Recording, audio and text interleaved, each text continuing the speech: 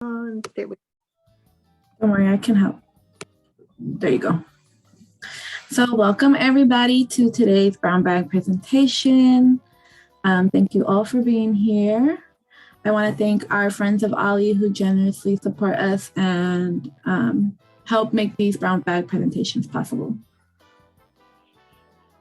So I do want to remind you that our spring session is coming to a close soon. We still have about a month or so, but we encourage you to register for our classes that are still left. We do have some coming up. We do ask that you please register as soon as you find a class that's interesting. It helps us get everybody registered and get them the information that they need in time. I want to remind folks that the library is not open for OLLI members. If you have your ID handy, you can go ahead and step into the library, and there's a lot of cool things going on. I know that there's new stuff going on the 3rd floor, and there are elevators and stuff to get up there. And there's just really cool things going on in the library, especially now that it's remodeled and things. So I recommend going up there. I want to acknowledge that Cal Poly Humboldt is on the ancestral land of the Wiyot peoples, which includes the Wiyot tribe, the Bear River Rancheria, and the Blue Lake Rancheria. Arcata does have native place names, and they have special meanings, and a lot of history is on this land, and I hope that we all continue to learn and work together with the native tribes to rebuild a better relationship. I also want to thank our OLLI volunteers who really help us put together classes and find interesting people to teach them. So I want to thank all of our volunteers for helping us out. If you're interested in being a volunteer with OLLI at Humboldt, just send us an email at olli@humboldt.edu and then we can start working together. So I hope you guys enjoy the brown bag presentation. I'm going to hand it off to Jane and she can present our speaker for the day. Hi, and welcome everybody. We're happy to see you. Hope you haven't gotten caught in one of the hailstorms, which ever so brief were pretty interesting, and one was pretty intense. We're happy today to welcome Samantha Day. She's Director of Social Services at Humboldt Senior Resource Center, where she oversees the Multipurpose Senior Services Program, or MSSP, and developed the new Behavioral Health Services Program. Her research focused on ways to reduce social isolation in older adults and how to promote healthy aging through evidence-based and culturally responsive strategies. Samantha, it's all yours. Thank you for giving this talk. Hi, everybody. So my plan for today is I have a bit of a PowerPoint presentation, and I don't mind if you have questions during. I actually welcome them. It's hard for me individually to wait to ask my questions till the end, so I don't mind if you interrupt. Feel free to unmute since I'll try to keep track of you at the top, but when I'm sharing my screen, it limits my view of people. But you can also use the raise hand feature, or feel free to put your questions in the chat, and there will also be time for questions at the end, so I'm pretty flexible. Okay, I'm going to share my screen real fast.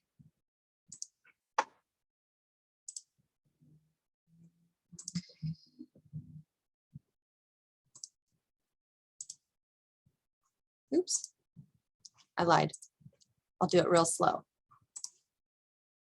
You think I've been doing Zoom for 2 years? You think I learned how to do it by now? Okay. Okay, can you all, Molly, I see on my screen. Can you give me a thumbs up if you see my slide? Okay, thank you. Thank you for letting me call you out. And again, so today our presentation is about our new Behavioral Health Services Program, and I am Samantha Day, and I've been here officially for almost 3 years, but for the year prior to that, I was a LCSW consultant for our Adult Day Health Program. And I primarily worked with youth teenagers for a very long part of my career, and I was getting very burned out with all the trauma work, the grief work. Just, they're wonderful human beings, but it was really difficult for me to see them experience the same things over and over again. And I was involved with youth and juvenile justice for a long time, and my heart, still a little piece of it's there, but when I found the consulting with Adult Day Health, I knew where my heart wanted to lie in my professional career. So it has just been a pleasure to work here. Little thing about me, I'm from Humboldt County. My last name used to be Toasty, so I'm one of those from McKinleyville. And it was special for me because my grandmother was a participant of many of the programs before she passed away, MSSP being one of them. And so when I got to come and first oversee that program, it was just a little blessing. So I mentioned MSSP, but I'm sure many of you are familiar with a few of our programs. We have the Adult Day Health, which we see 18 and up in a day center format with anybody who's 18 and older who has a qualifying disability, physical, mental, emotional, things like that. Primarily, we do end up seeing individuals who are in their 50s or higher, likely because of the association with the rest of our agency. We also have MSSP, which is the Multipurpose Senior Services Program, which is a Medicaid waiver in the state of California. And that's for individuals 65 and older. We have a lot of different age ranges for our programs, which is a bit confusing. And that's only for individuals who are Medi-Cal recipients. And it's designed to keep them in their homes, aging in place as long as possible. And we have our wonderful nutrition and activities program. In case you haven't noticed or heard about it, our dining sites are back open for congregate dining in a safe manner, and they're rebranded under the new name Heritage Cafes. So feel free to check out our website about that. We're very happy to be able to serve people in that manner again. And then you may have also heard of PACE, programs for the all-inclusive care for the elderly. And now that is 55 and up. Our nutrition and activities program is 60 and up.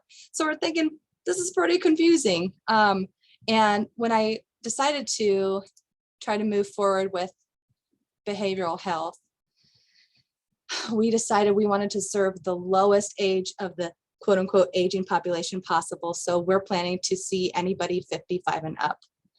And so again, behavioral health is kind of my baby. That's been my background. I've been a therapist for years. Like I mentioned, I've done individual, family, group therapy, substance use counseling, anger management. I run the gamut of therapies and populations that I've worked with. But with older adults, when I got my doctorate in August, I guess it's already been a while.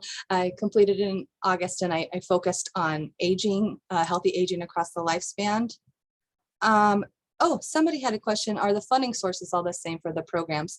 So for our, I'm assuming you meant programs, Deborah, please correct me if I'm wrong. Primarily, most of our programs, the funding comes from Medicaid and Medi-Cal. I mean, Medicaid and, which is Medi-Cal in California, and Medicare. But for nutrition programs, we get the funding from the Older Americans Act, which is funneled kind of down through the federal government to local area agencies on aging, which we have ours, A1AA, and they funnel it to us. So it's a big funnel of funding.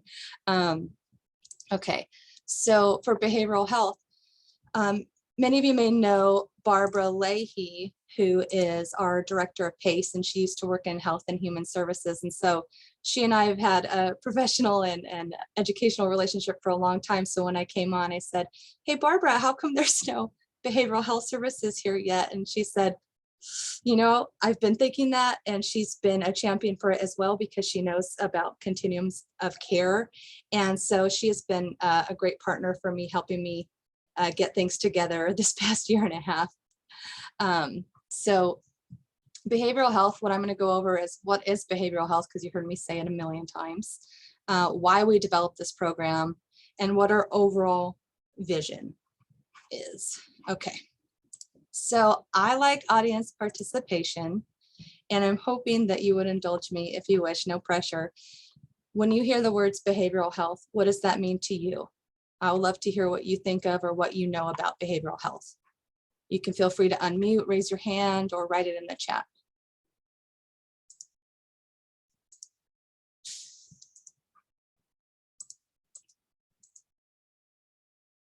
Oh, I see Nancy, I think is, oh, go ahead, Nancy, were you going to say something? Yeah, it just kind of flashed how your behavior affects your mental, spiritual, and physical health. Well, that was an excellent flash. Oh, good. I'm going to use it. Perfect. Anybody else? Yeah, I had a flashback to what are we going to do with her? What is wrong with that child? And Oh. behavioral problems. And I'm 60, but you know. So Ruth, Mandy, yeah, you bring up something really important. I want to let you know, we're a trauma-informed care organization, and our behavioral health is no different. So what you're describing is what a lot of people have experienced, where the focus is on something's wrong with you, you're a problem, how are we going to fix you? And we have shifted. Our values are based in trauma-informed care, where we shift the thinking from what's wrong with you to what have you experienced that helped you get here? What can we do to help you meet your needs in a new way?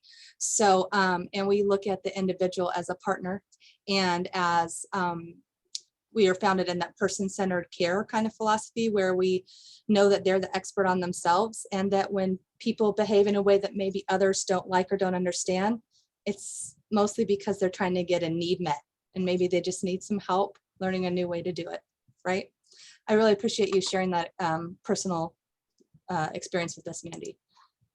Is there anybody else who would like to share? Oh, Mandy, go ahead. I didn't unmute. Can you tell me again? You interrupted yourself when you were saying what the doctorate that you got was in. And I got my doctorate in social work through USC, and there's a focus on social innovation and leadership in kind of agencies. And I focused on healthy aging. So we use the grand challenges of social work, and there are 13 now. It's the American Academy of Social Welfare and Social Work. And mine was the intersection between eradicating social isolation and advancing long and productive lives. nice. So it's pretty important to me. Thank you for asking. We're so glad you're here. I'm so glad I'm here too. Oh, it looks like Theodore is raising his hand, I think. It would be useful if you could give a few examples of what you're talking about.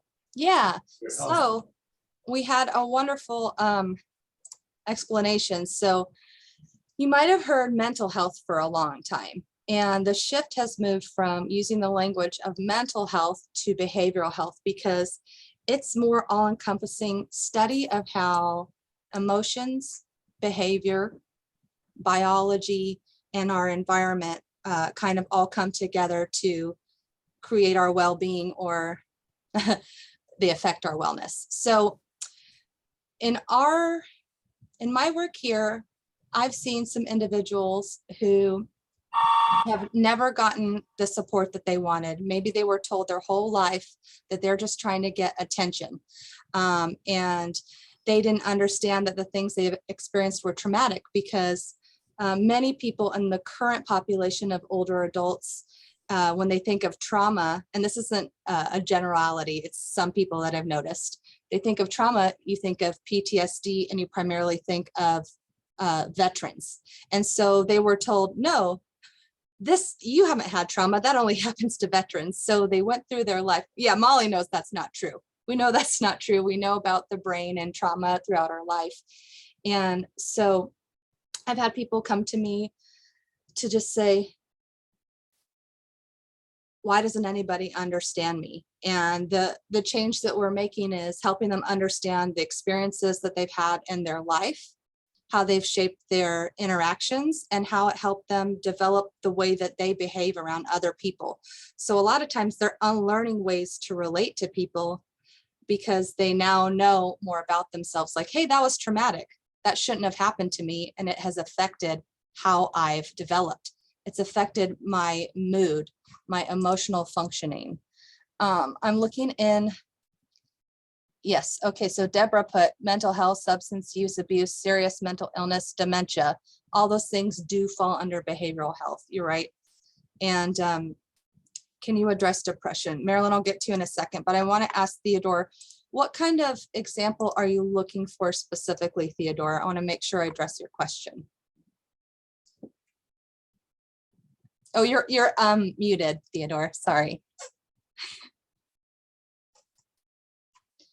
I don't think I have the power to unmute somebody. He's still talking. Let me Hey, Ted, I'm going to ask you. There he is. He's unmuted. There you go, Theodore. I can hear you now. Okay, it's much better to understand what you're talking about if you give specific examples rather than the overall descriptions. Yeah. So if somebody came in to our program, they might say, I'm experiencing grief because I've lost a bunch of friends. So we're looking at people who would come in because the natural aging transitions that they've experienced that are typical of many people's aging experience. They have changes in the way they feel about themselves because maybe they have stopped work. And you know how work can kind of get ingrained as probably a huge part of your identity. So some people come to me because they're feeling depressed and they tell me, I feel hopeless, I feel helpless. And our therapists can help them work on managing that and improving those symptoms. Mhm. Some Okay. people come because they say, I'm having trouble taking my medications appropriately. So substance use or medication use. And they realize that they're taking it because they don't feel good emotionally. And so does that help you, Theodore, a little Yeah, bit? thank you. Yep. You're welcome. And then Marilyn, you had said, can you address depression? Can you give me a little bit more about what you mean with that question, Marilyn? Yes. A friend of mine was just moved into assisted living. Yeah. She was living independently in her own home, and she just doesn't want to participate in life right now. So, you know, I don't know. I listen to her, and that's about all I can do. Well, she's lucky to have a friend like you. So that happens a lot, Marilyn. Think about when you hear the term depression, and this may not be for you, but for me, I still have that instinct of somebody who has that intrinsic depression that has happened their whole life. They can't get out of bed. Maybe they experience suicidal thoughts. Maybe they don't shower. With a lot of individuals, as they age and as things change, so your friend here, Marilyn, who maybe had physical, I'm not sure, cognitive changes that made it so she couldn't live safely at home, and that transition into a new place, that is one of the biggest predictors of people feeling depressed in the aging continuum, is when they're saying, I have no semblance of independence, no semblance of control over my life. My body is kind of betraying me. My mind's betraying me. So rather than, and then also they might have those ideas that if you say you're depressed, other people might think you're crazy, right? And we know that depression happens a lot. And with older adults, it happens as kind of like a logical response to life changes. So our staff really helps people understand about themselves and maybe the symptoms they're experiencing to help them kind of destigmatize. I mean, who here has ever felt like if, you know, in your life you heard people say depression or anxiety or mental illness, and if you were even a little bit associated with that, people thought of you differently and kind of in a negative way, right, Mandy? So I see some people's heads. And so a lot of that, that was kind of how society kind of brought us all up. And we know that that shift is happening. There's still a lot of people who don't want to even tell other people that they're feeling depressed or sad. So we understand for behavioral health, we're helping people learn that how changes in one domain in our lives can really positively or negatively affect us. And what I wanted to tell you a little bit more, because you are all so smart and already getting at it. The next slide. So a little bit about the magnitude of this. While depression is one of the most common behavioral health experiences of the aging population, it's not just because it happens frequently doesn't mean it should. So while you know over 25% of individuals 55 and older experience a behavioral health concern, that's 1 in 5 people. That's a good amount. And this there's the last statistics are actually from about 2019 because the data gathering is still occurring. So as you can imagine, that number probably skyrocketed during the pandemic. And I think it probably is still a bit higher today. And the highest, the most experienced behavioral health concern among the aging population is depression. And in my experience, it's kind of a logical reaction to changing circumstances. Yes, there's people who deal with intrinsic depression that they might have felt their entire life, but a lot of it is just like, hey, oh, now I have this new physical illness or a medical illness, or, oh, do I have to take this medication? Oh, I have no money coming in because I don't have my job anymore, the state of Social Security, things like that. And it's a logical response to all these things just occurring in the world that are out of our control, but that affect us.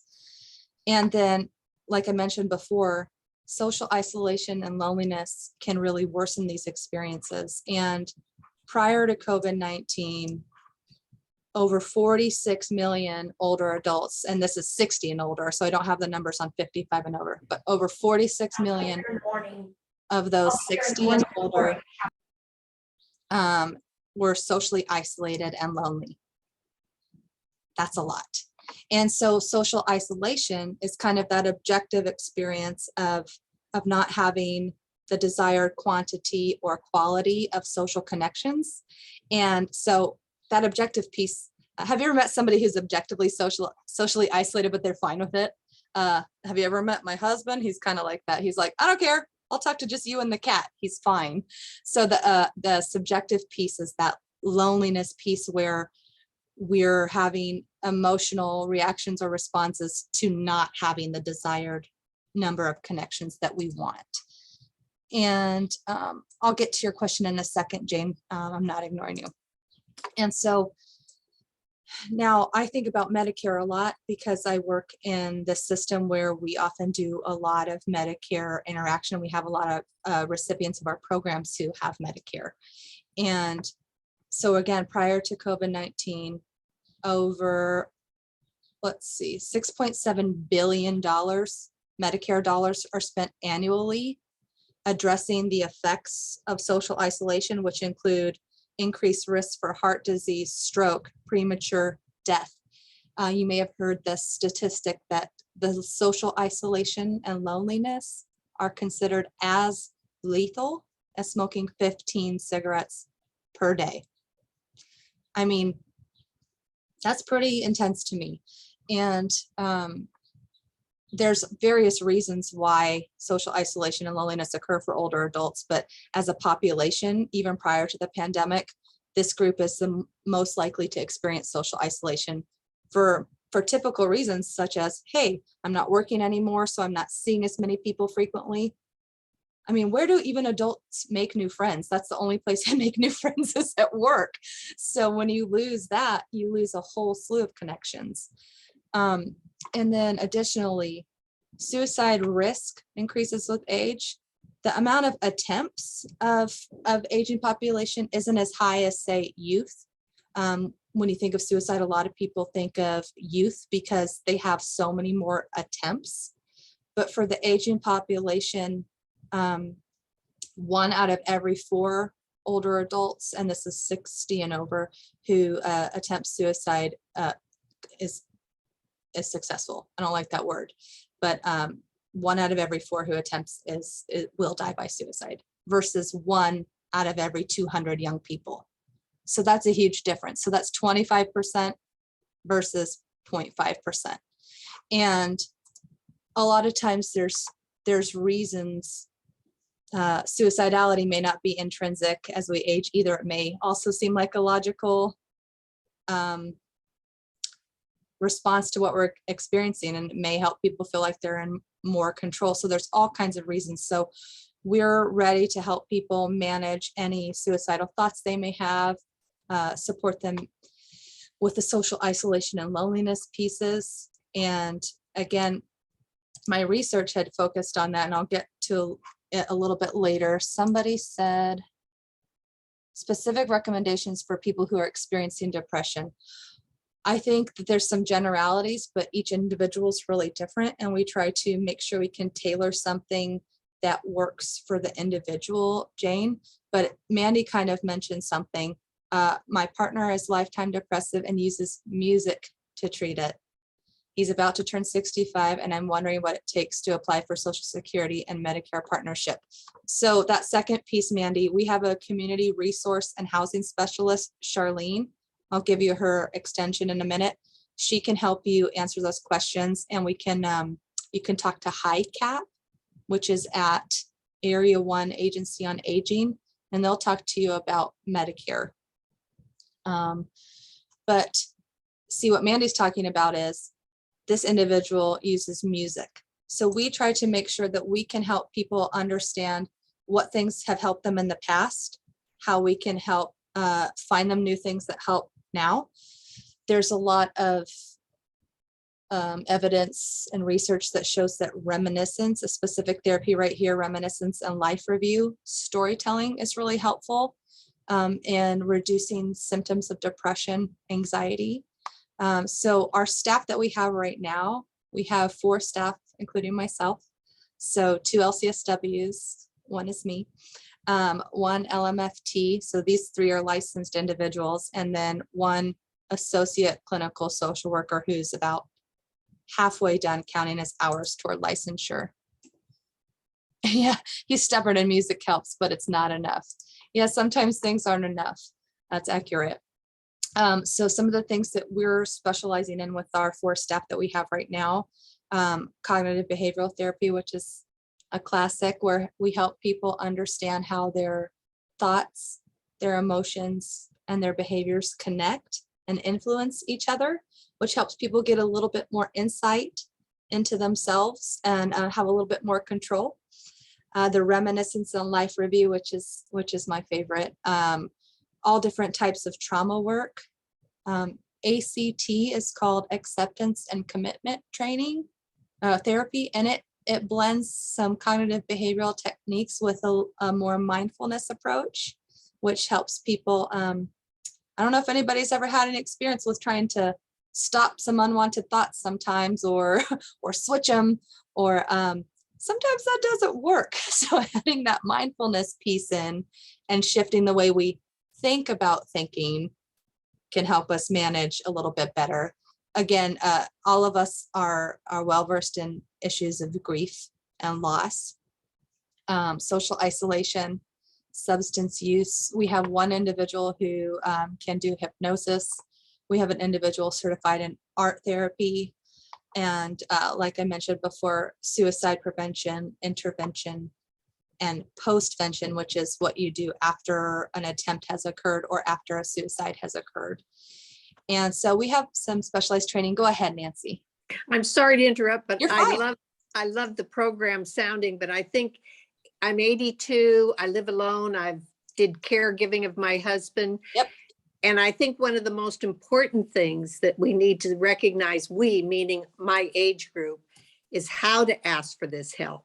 Yeah. It's out there. And the bottom line is we have to learn how to ask for help, whether it's a neighbor or all this information you're giving us. So I just want to recommend to everyone to practice asking for help at this point.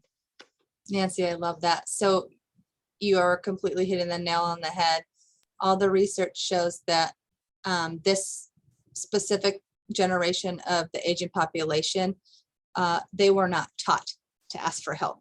It's kind of sometimes intrinsically we think, even though we know it could be good, we don't do it because you're supposed to be self-sustaining or self-sufficient. We should be able to make ourselves feel better. We should be able to handle things. And so it kind of puts up an unnecessary barrier. So unlearning things that we thought our whole life is really hard. And asking for help from us is as easy as calling me. You can fill out a referral form from our website, which I'll show you. You can self-refer. You don't have to have a doctor call. You can come in and ask to talk to me if you prefer to talk to somebody face-to-face. But I really like that. I'm going to remember that for the day, Nancy. I still have trouble asking for help too. I think I should be able to do everything. Okay. So let's see where we're at. Go ahead, Theodore. I see you. I'd like to make a couple of suggestions. Yeah. One of them is that OLLI is a very nice way of half getting to know people. You don't really get to know people very well. Most of the faces here are just faces. But it would be a good idea if OLLI would make available that we are a repository of telephone numbers. Oh, Anybody who wants their telephone number to be available for other OLLI members could make that happen. So there would be a good way to get to know people. yeah, that's an excellent idea. One other idea is something I've done myself, is to make a history of my life. And if you divide your life up into 5-year segments and write your own history, it's a very wonderful experience. So Theodore, may I ask, did somebody prompt you to do that, or was you prompted yourself, or what made you do that? I was going to be an oral history made of me, and I figured I'd better know something about my life to respond to questions about my life. So anyway, that's what got me into it. But I've been trying to sell it for all my friends for a long time. Ted, I just wanted to comment, we'll take that idea to the curriculum committee and to About the phone our numbers? administration, and see if we can't see who's interested in doing that, because it would be like having a private group of friends that you could call. Is that what you're thinking? Yeah. Yeah. I love it. And Theodore, I think that you're in my brain because all that storytelling piece, exactly what you're doing, that is one of the things I do a lot with people who like a facilitated storytelling reminiscence. I don't necessarily do it in 5-year blocks, but I might have to take your advice and do that. It's a wonderful exercise and a great way to get to know somebody and kind of think about your story. Did you have anything else to say, Theodore? Yeah, mine has grown into a book of my life, which is about to go to the printers. Well, now I really do need that private number repository so I can call Theodore and know about his book. Can I ask you what it's going to be called? Cost? Oh, I don't know. My wife had one when she. No, the title. Pardon me? What's the title? Oh, life and doings or something like that. Ted Van Duzer. Thank you for sharing that, Theodore. Okay, let's see. I have. Yes, A1AA does have a directory of phone numbers and services. The newest senior resource guide came out. I usually have one on my desk, but you can find physical copies of them here and at A1AA and on the A1AA website. Good call. So this is where we're at right now. I'm accepting referrals for services to start, because right now we're seeing people in our other programs for counseling. So it's kind of like in-house contracting, and we're hoping to start our outpatient, where we're taking anybody 55 and up in the community who are seeking support and really wanting to work toward goals. And we're trying to be flexible. We know that there's a lot of barriers to access for people for anything. So we're being flexible in where we would see people in our offices, phone if that's what somebody prefers, through a virtual platform like Zoom. We will go to people's homes if getting out of their home isn't a barrier, and or a community setting if coming to Eureka is too far. So we're working on finding some spaces that we can utilize if we end up having Southern Humboldt people or Eastern Humboldt, so that we can help meet them where they are instead of having to have everybody come to Eureka all the time, which happens quite a lot in anything. So that's where we are right now. And what we're starting with is offering individual counseling, substance use counseling, internships for people in counseling programs or masters in social work, and training and consultations. So if people want trainings on suicide response, things like that, or other behavioral health topics, or just consultation, I'm available to do that as well.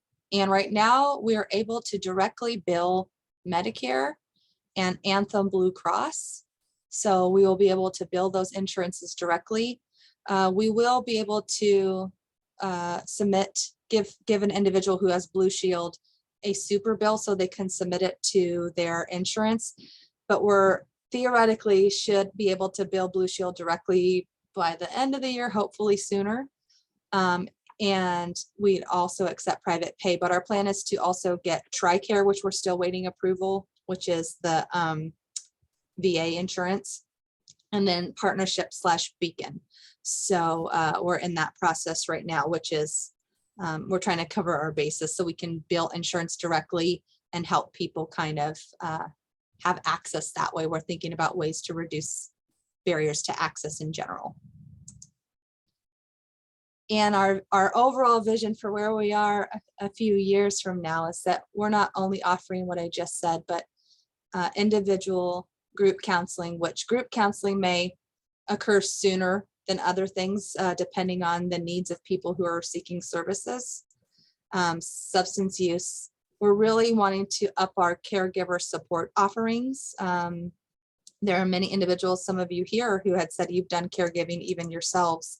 And caregiving is probably one of the highest burnout situations of anything. So we're really trying to up our caregiver support and make a tailored kind of programming for individuals who do this work, paid or unpaid, whatever, family, not family. And then therapeutic case management, that may occur a little sooner rather than later. The training and consultation, the internships, which is my favorite. And then this one is probably my favorite, the intergenerational programming. I worked for a good long time to plan a sort of outpatient 15-week intergenerational program that addresses social isolation, the emotional factors that occur because of it, as well as root factors that contribute to social isolation of the aging population in general. So we're hoping in the next year-ish to pilot this program. It's quasi-experimental with the intent to hopefully move toward making evidence-based programming that addresses the needs of our community. So I'm very excited about that. Intergenerational interactions are the best, where people on more from more than one generation, they're interacting in a very facilitated way, and it improves social connection across the lifespan. Let's see. So Medicare, does Medicare actually cover art therapy and hypnosis? You can get hypnosis covered. I think you usually have to get it from a doctor. It's interesting. And then art therapy, most things can be covered in an individual setting. It's the format and therapy type that a person uses is kind of like the individual and the practitioner's choice, but I'll double check on that. But I did see hypnosis on Medicare, which I thought was interesting. So that's why I thought to mention it. And Jane asked, do you find people respond well to such groups? I know that grief counseling appears to be very effective. Yeah, groups are really helpful for a lot of people. There's a lot of people who prefer groups because learning from people who are experiencing something similar to you, or just knowing that there's other people experiencing something similar to you, just kind of gives you that, you start to feel better just knowing that you're not the only one, right? And it's kind of like how people with substance use, you know, that AA model, finding peer support and supporting people who have gone through similar things. And you can try together to improve your skills or think about things differently with a facilitator like myself. Grief support groups are also pretty effective. There's some people who aren't cut out for groups because they're monopolizers like me. I'm probably not good to be in a group as a patient, but they're effective definitely. And yeah, advanced directive groups. Have you considered partnering with groups such as Ink People for art therapy? I've considered all kinds of partnerships, and the person who's certified in art therapy, I would have to defer to them because it is a specific format. And so I'm not the one who's certified in that. And so I would defer to them, but we're open to any and all partnerships. Ink People are fabulous. And advanced directives groups can provide great support. That's a really good point. Can you say a little bit more about that, Jane, about the advanced directive groups?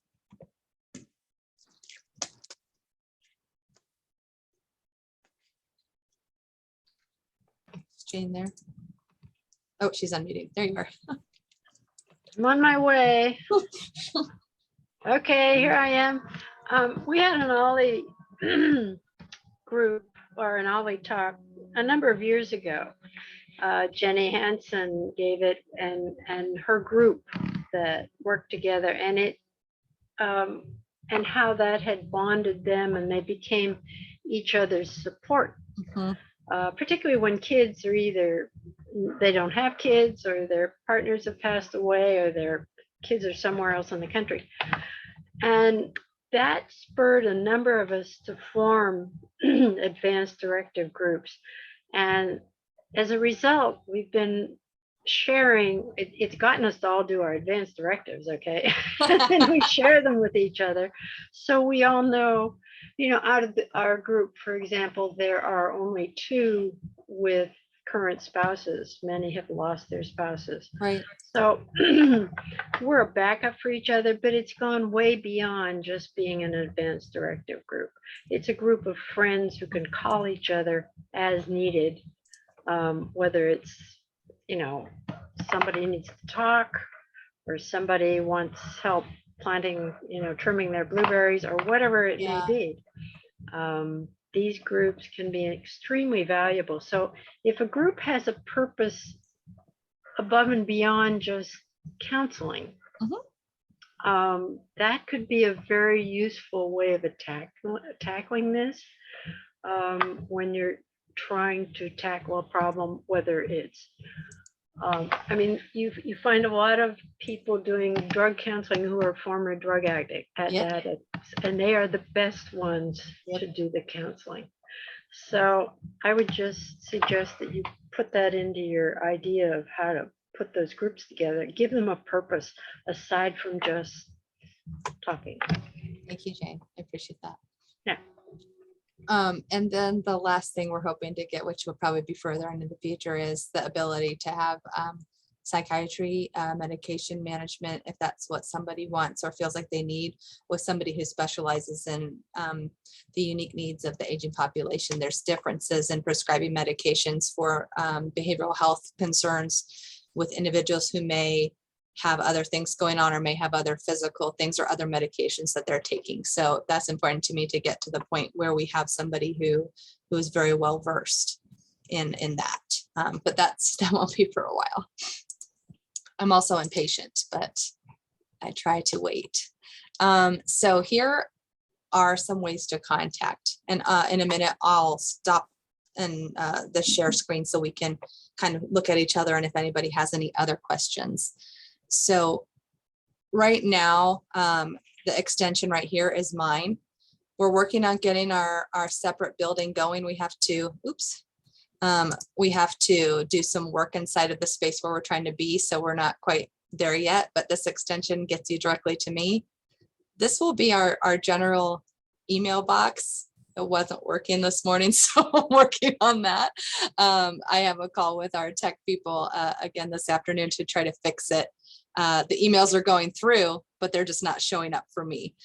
So if you're not getting a response, feel free to email me, which is sday at humsenior.org. And if you forget these, or if you lose where you write things down, you can call and talk to our wonderful receptionist, Debbie, and she'll connect you right to me. She knows. If you say behavioral health, she'll send you right to me. Okay. So I wonder if anybody has any questions other than what we've already talked about. I have a comment. Okay. Okay, I'm Lori. sorry. Yeah, I'm sorry. I couldn't find where the raise hand button is this Oh. morning. So if you don't mind, but I just wanted to mention, I think Jane's idea about groups with a purpose, to me, that sounds really good, because I feel that there's a number of seniors who quote unquote are pretty darn mentally or emotionally healthy. Yeah. And that they're not really seeking behavioral therapy, but that, I mean, the thing is that, best friends in a life sort of naturally run by problems that they're experiencing, and they get, the feedback, etc. But when you don't have the people in your life, and I'm talking about social isolation, and that's what, but otherwise they feel that they're, really pretty emotionally healthy. But so that's why what Jane said about the groups with a purpose, really, I think that sounds pretty darn good. Yeah, Lori, I agree. And again, I want to mention that I probably didn't say this directly, but behavioral health services, you don't have to feel like you have a quote unquote problem. You don't have to feel like you're emotionally unhealthy. There's many people who seek continued counseling or emotional support to remain emotionally healthy. It's another outlet. So I think that some of the groups we're trying to get going first would be groups that have that sort of purpose that you two were talking about. And I would love to hear any topics. Actually, if you guys think of a topic that you think would be helpful, please email it to me or say it now, because I want to do something that people actually want, not just random. And when we do groups in the future that are related to anything, maybe depression, they would happen because there's multiple people who are expressing that they have the same problem. So I only plan to do services when there's a need, not just to do them, because doing things just to do them doesn't always work out well, right? We want to make sure we're matching what people need. So any ideas? Lori, it looks like you might want to say something. You're unmuted. Or Oh, thank you. Yeah, to me, it's just the idea, like, certain, moving forward for certain problems in my life, in a pragmatic way. Yeah. For example, housing or something like that, and just being able to, discuss or bring it up or run it by in a group, and maybe get a little, even just a little bit of feedback, kind of thing. I love pragmatists. Excellent, Lori. That's excellent suggestions. This is a great think tank for me, so I appreciate that. Does anybody else off the top of your head, no pressure, have any ideas of what you think would be a group that you could see meaningful? Mandy, are you trying to say something? No. Okay. This is Meg is raised her hand. Oh, Okay. sorry. Go ahead. hi. So Okay. missing from this group information is a population that is very underserved, especially when they're older, which is persons with autism and Yes. other developmental disabilities. Yes. And some of them, I'm a retired school psychologist, some of them, these were not things that were either spoken about or understood Yes. many years ago. So there is, and I'm also the parent of an adult with what would be called high functioning autism or something along the spectrum. So there's a lot missing for this population, and a lot of misunderstanding in other areas like, police and sheriffs and all of that. And I'm wondering, or I guess I'm suggesting that either an interface with Redwood Coast Regional Center, or just a recognition that they're not, because some of the people have not been identified earlier in their lives. There's a whole bunch of people who may have pretty significant behavioral health challenges that are frustrating to both their families and the community, that could definitely benefit from something like what you're offering. So, Meg, I love that you mentioned that. I am trying to circle around at some point to see about being a vendor with the regional facility. yes, good. And Wonderful. Love it. I will tell you that on the team, I am the person most experienced in supporting individuals across the spectrum. And it is one of my passions as well. And I thank you for reminding me to bring it up. And I have permission to share this. So my mother is autistic, and my sister, and one of my sister's sons. And so we have a varying range of neurodivergence in my family. And Me too. it has been the joy of my life. Aging and autism is definitely under-researched, underfunded, and not even thought of in many things. So that's something I'm trying to get a bit more grasp around, how we can support that. And also making sure that when we're able to offer supports for anything, that we can do it in a way that's cost effective to the individual seeking it. So in those ways, it's getting vendor contracts or being able to build insurances for certain things. So things take a ridiculous amount of time, which I'm sure you all know, making sure that I can try to offer things to people at the lowest cost, and not just monetary cost, but cost in general. And that's something I'm working on. But I mean, any suggestions of people you think I should talk to or communicate with, Meg or anybody, I would love that. That's definitely something that's important to me as well. I'm going to call you. Thank you for giving your number. Yeah. Also, I've been talking to our director of adult day health because that is our program that has the most individuals who have had interaction with regional facility or things like that. And so they have kind of an agreement with regional facilities. So we have some interactions. I have some former interns who work there. And Humboldt is very small. So you end up knowing everybody. I love your cat, Mandy. I love cats. I love cats. Any other questions or ideas? Dealing with children with disabilities. Yeah. Would be a really good focus, because a lot of us have to deal with that in one form or another, and how you not only help them, but protect them for times when you're not around. Right. So for adults who are caring for individuals or youth with disabilities. Yeah. Okay, that's excellent. And Maggie? Well, how has your outreach been to the indigenous populations and that type of population? So this is actually my first, our whole point was that we wanted to get previously unaccessed populations. So our service areas for most of our programs only go to Blue Lake, only go to Trinidad, and then go as far as Scotia. So that was really important to us to say that all of Humboldt County is our service area.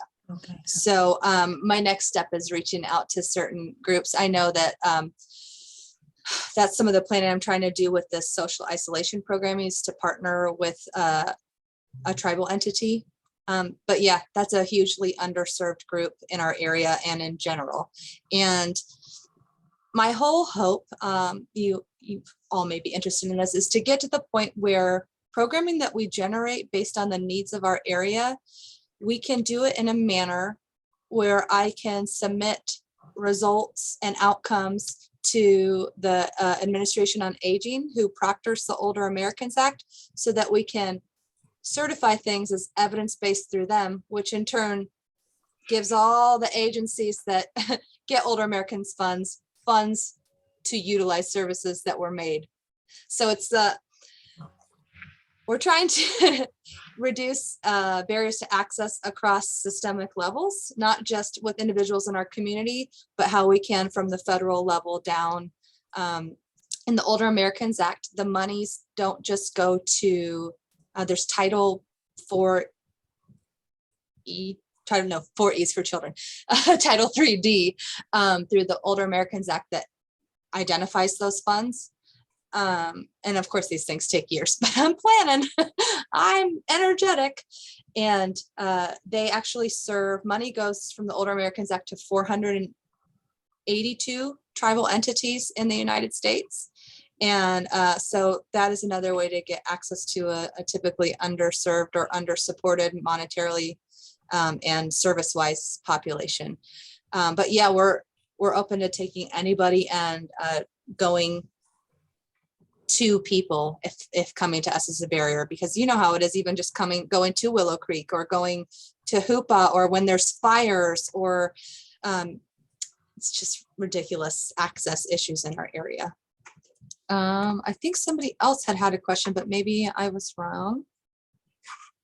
Staring at everybody's faces. Like, speak up or forever hold your peace. You don't have to forever hold it. If you think of something later, you can give me a call or shoot me an email. I love to talk. Do we have any more questions? Yes, no? If So, not, Samantha, I want to thank you ever so much. This is a great program. I'm so glad you're starting it. I'm glad you have as much energy as you do. Transfer some of that to the rest of us, you know? I'll try. I do want to say one thing. Our referral form is on the website. We have our page up on the website now, humsenior.org. If you want to look at it, you can electronically fill it out. You can call and I can fill it out for you. You can self-refer, you can help a friend, or and I'm going to be talking to a bunch of healthcare providers soon and tribal entities to do some outreach. If there's any places you think I should go, I would love your suggestions. Great. And I have another question real quick. Yeah. Oh, What are yeah, what are your hours to call and talk to you, Samantha? 8 to 5. 8 to 5, Monday, Friday. Yeah, Monday. through Yay. Friday. Yeah. Regular hours, huh? Yeah. All right. Thank you. This Thank is you. this is helpful. This is really good. Thank you. Yes, we thank you ever so much. And I also want to encourage you to come next week when on Monday we talk about the effects of the pandemic on our Southern Indigenous immigrants in rural Humboldt by Karen Villa, who is I don't know whether I pronounced that right. It's probably Villa. Got me. I should have asked. She's a researcher at HSU, and we'll be looking forward to seeing you all again. Many thanks, Samantha. I think it's going to be a roaring success. Oh, roar. Thank you all. Have a great day. Hope you don't get caught in the hail. So do I. I have to go take care of the horses. Thank you.